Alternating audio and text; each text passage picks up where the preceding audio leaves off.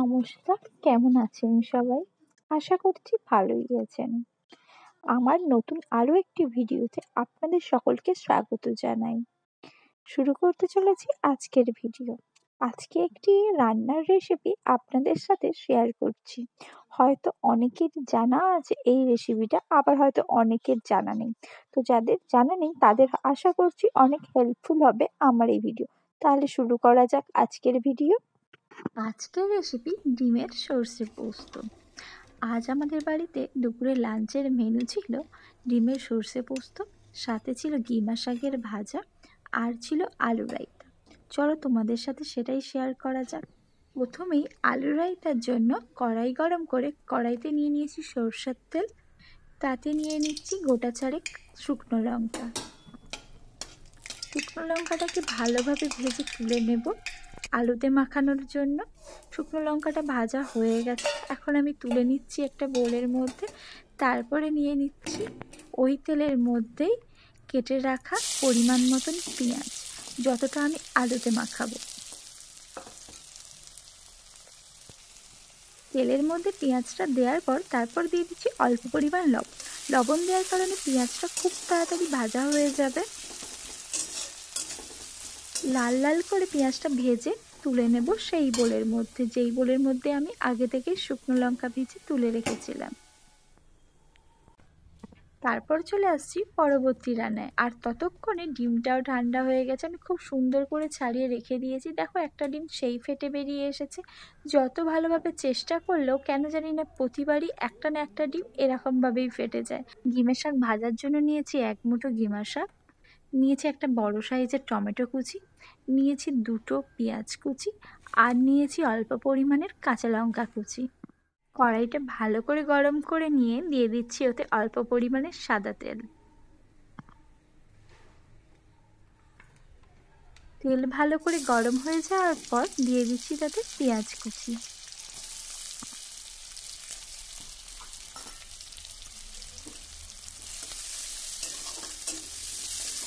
এখানেও সেই একই পদ্ধতি, পেঁয়াজটা তাড়াতাড়ি হয়ে যাওয়ার জন্য পেঁয়াজে দিয়ে দিচ্ছি অল্প পরিমাণ লবণ। পেঁয়াজটা একটু লাল করে ভেজে নিয়ে তারপর তাতে দিয়ে দিয়েছি কাঁচা লঙ্কা কুচি। কাঁচা লঙ্কা দেওয়ার পরে ভালোভাবে নেড়ে চেড়ে নিচ্ছি পেঁয়াজটার সাথে। পেঁয়াজ আর কাঁচা লঙ্কা খুব ভালো করে ভাজা হয়ে যাওয়ার পর তাতে দিয়ে দিলাম টমেটো কুচি। টমেটোটা খুব ভালো করে ভেজে নিতে হবে যাতে টমেটোটা গলে যায়। শাকটাকে আগে থেকেই ভালো করে ধুয়ে কিছুক্ষণ জল ঝাড়তে দিয়ে রেখেছিলাম, যাতে একটুকু জল আর না থাকে ডিমা শাকের মধ্যে। আর এদিকেও টমেটোটা খুব ভালো করে ভাজা হয়ে গেছে, সেই পর্যায়ে দিয়ে দিচ্ছি 1 চামচ হলুদ গুঁড়ো, আর দিয়ে দিচ্ছি 1/2 চামচ লঙ্কা গুঁড়ো। মশলাটা একটু ভেজে নিয়ে তাতে দিয়ে দিলাম ডিমা শাক।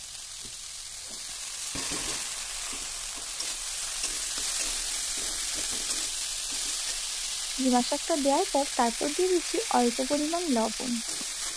লবণটা ভালো করে ডিমা শাকের সাথে মিশিয়ে নেব।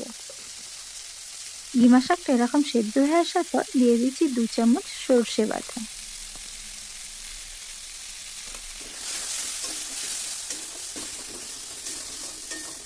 সর্ষে বাটাটা দেওয়ার পর আরও একটু ভালো করে নেড়ে চেড়ে নিলেই রেডি আমাদের টমেটো পেঁয়াজ দিয়ে ডিমা শাকের ভাজা। তোমরা যারা তেঁতুল কারণে ডিমা শাকটাকে অ্যাভয়েড করে চলো, তারা ঠিক এইভাবে একবার বানিয়ে খেয়ে দেখো, তোমাদেরও আশা করছি খুব ভালো লাগবে। এটা তো আমাদের বাড়ির সবার খুবই পছন্দের। তাহলে আমার তো প্রথম রেসিপি কমপ্লিট, এবার চলে আসছি মেন রেসিপিতে। হ্যাঁ, ডিমের সর্ষে পোস্ত। তার জন্য তো আগে থেকেই ডিমটাকে ছাড়িয়ে রেখেছিলাম, আর এখন মাঝখান থেকে কেটেও নিয়েছি। ডিমটাকে এভাবে কেটে রান্না করার কারণে এই রেসিপিটার স্বাদ আরও একটু হলেও বেড়ে যায়। তারপরেই করে নিচ্ছি ডিমের গায়ে হলুদ, মানে দিয়ে দিলাম ডিমের ওপরে নুন ছিটিয়ে হলুদ গুঁড়ো, আর দিয়ে দিচ্ছি লঙ্কা গুঁড়ো। তারপর ভালো করে মাখিয়ে নিয়ে এগুলোকে এখন কি করব বলো তো? হ্যাঁ, ভেজে নেব। কড়াই ভালো করে গরম হয়ে যাওয়ার পর কড়াইতে দিয়ে দিচ্ছি ডিমগুলো ভেজে নেওয়ার জন্য পরিমাণ মতন সাদা তেল।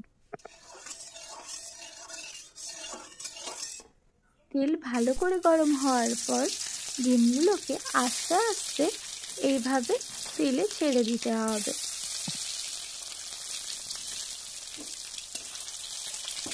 খুবই হালকা হাতে আস্তে আস্তে ডিমগুলোকে এক পাশ এভাবে উল্টো দিক করে ভেজে নিতে হবে, যাতে কুসুমগুলো বেরিয়ে না আসে বা ভেঙে না যায়। একটা পাশ ভাজা হয়ে গেলে একটা ছোট চামচের সাহায্যে আস্তে আস্তে খুব সাবধানের সাথে অন্য পাশটার দিকে উল্টে দিচ্ছি। এই কাজটা একটু সাবধানের সাথেই করবে, তার কারণ এই সময় ডিমগুলো প্রচণ্ড ফাটে আর খুবই তেল ছিটকায়। ভাজা হয়ে যাওয়ার পর ডিমগুলো আস্তে আস্তে তুলে নিয়েছি। তারপর বাকি যে ডিমগুলো আছে সেগুলো একইভাবে ভেজে নিচ্ছি। সব ডিম ভাজা কমপ্লিট। এখন রান্নার জন্য নিয়ে নিচ্ছি কড়াইতে কিছুটা পরিমাণ সরষের তেল। আচ্ছা, এই ফাঁকে বলে দিই আমাদের ডিম পোস্ত রান্নার জন্য কি কি উপকরণ লাগছে। লাগছে পরিমাণ মতন সরষের তেল, আর লাগছে পেঁয়াজ কুচি, টমেটো কুচি, ধনেপাতা কুচি, কয়েকটা চেরা কাঁচা লঙ্কা, আর লাগছে কালো জিরে ফোড়নে দেওয়ার জন্য, আর লাগছে 2 চামচ কালো সর্ষে, 2 চামচ সাদা সর্ষে, কিছুটা পরিমাণ পোস্ত, আর গোটা চারেক কাঁচা লঙ্কা আগে থেকেই পেস্ট করে রেখে দিয়েছিলাম। তেল গরম হয়ে গেলে তেলের মধ্যে দিয়ে দিচ্ছি 2টো চেরা কাঁচা লঙ্কা, আর দিয়ে দিচ্ছি কালো জিরে। কালো জিরার কাঁচা লঙ্কার সুন্দর গন্ধ আসার সাথে সাথেই দিয়ে দিতে হবে পেঁয়াজ কুচি। ভিডিও করতে করতে পেছনে দেখি বড়মশাই চলে এসেছে। আমার এখনো রান্না কমপ্লিট হয়নি। তারপর বললাম একটু ভিডিওটা ধরে দাও তো, তাড়াতাড়ি করে রান্নাটা করে নিই। আর উনি তো অনেক বাহানা দিয়ে দিলেন, উনি কোথায় যাবেন, অনেক কাজ আছে, ভিডিও ধরে দিতে পারবেন না। তো আর কি, আমি নিজের ভিডিও নিজেই করে নিচ্ছি। তো পেঁয়াজটাকে ভালো করে নেড়ে চেড়ে লাল লাল করে ভেজে নিচ্ছি। পেঁয়াজ ভালো করে ভেজে নিয়ে তারপরে দিয়ে দিলাম টমেটো কুচি, আর টমেটো কুচি দেওয়ার পরে আরও ভালো করে নেড়ে চেড়ে ওই টমেটোটাকে গলিয়ে নিতে হবে।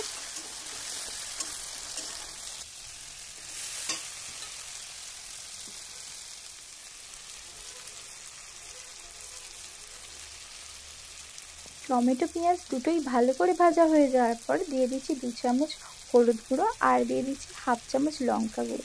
এই মশলাটাকে ভালো করে কষিয়ে নিচ্ছি।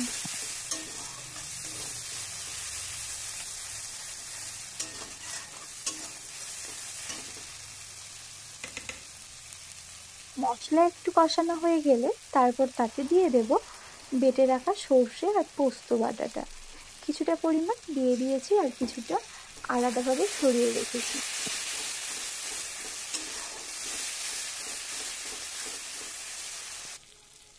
এইটুখানি সর্ষে আমি তুলে রেখেছি, এটা আমার লাস্টে কাজে লাগবে। আর সর্ষে দেওয়ার পর বেশিক্ষণ ভাজবো না, গ্রাইন্ডার ধোয়া জলটা একটুখানি দিয়ে তেল ছাড়া পর্যন্ত কষিয়ে নেব। তারপর গ্রেভির জন্য জল দিয়ে দেব। তোমরা কতটা গ্রেভি রাখবে সেই বুঝেই জলটা দিও, তবে এটা হালকা গ্রেভি গ্রেভি ভালো লাগে। আমি একটু বেশি জল দিয়েছি, তার কারণ ভাতে খাবার করছি আর কোনো তরকারি করিনি, সেই কারণে একটু বেশি জল দিয়েছি। গ্রেভিটা কিছুক্ষণ ফুটে গেলে তবেই ডিমগুলো দেবে, কারণ ডিমগুলো দিয়ে বেশিক্ষণ ফোটানো যাবে না, কারণ এর কুসুমগুলো এমনিই আলগা, আর বেশিক্ষণ ফোটালে জলের সাথে প্রত্যেকটা কুসুম গলে যাবে। তো ডিমগুলো খুব ভালো করে আস্তে আস্তে সাজিয়ে সাজিয়ে দিয়ে দিচ্ছি, আর ওপর থেকে কয়েকটা চেরা কাঁচা লঙ্কা ছড়িয়ে দিচ্ছি। ডিমগুলো দেওয়ার পর এভাবে ফুটে আসলেই দিয়ে দিচ্ছি সেই তুলে রাখা সর্ষে বাটাটা। সর্ষে বাটা দেওয়ার পর অল্প আস্তে করে একটুখানি নেড়ে দেব, যাতে ডিমগুলো উল্টে না যায়।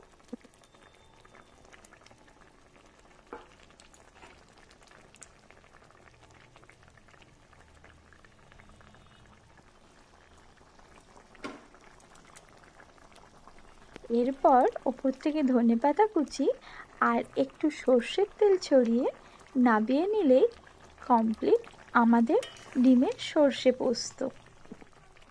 তবে হ্যাঁ, গ্যাসটাকে অফ করে আস্তে আস্তে একটা একটা করে চামচের সাহায্যে ডিমগুলোকে আগে তুলে নিও, না হলে কিন্তু একসাথে ঢালতে গেলে আর ডিমের কুসুম খুঁজে পাবে না।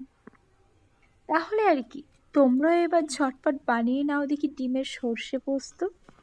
আর হ্যাঁ, যাওয়ার আগে অবশ্যই কমেন্টে বলে যেও আজকের রেসিপি তোমাদের কেমন লেগেছে। চলো, বাই বাই।